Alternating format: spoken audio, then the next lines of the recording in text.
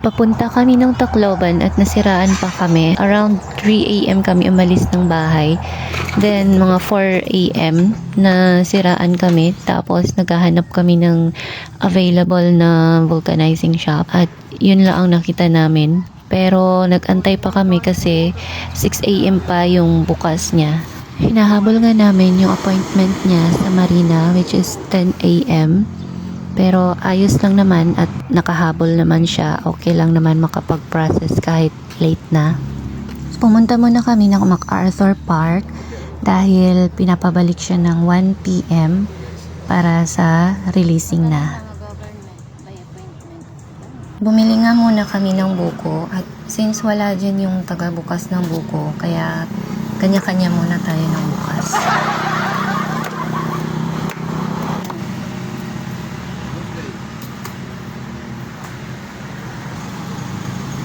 Hinay timbado, hinay. Damang sabaw, ha? Oh, 1.5 liters gini. Kada usa, 1.5. Sakto lang.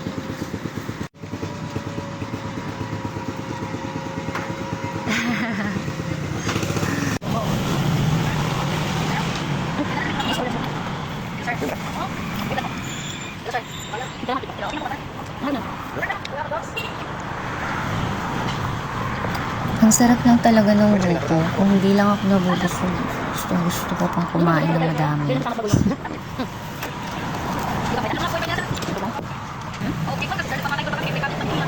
Oh, Bayad na ka?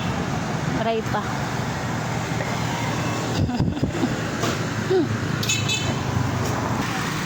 Grabe oh.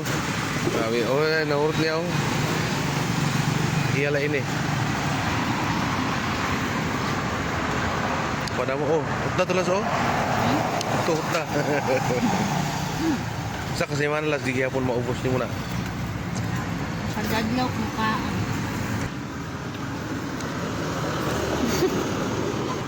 Asalom ba? Kinikilig ka man.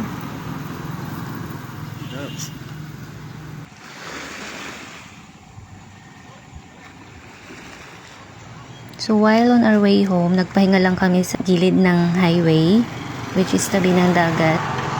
Dahil presko yung hangin dito at maganda yung view.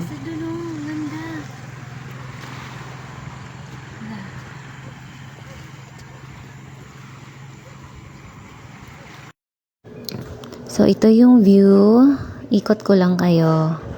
Ayan.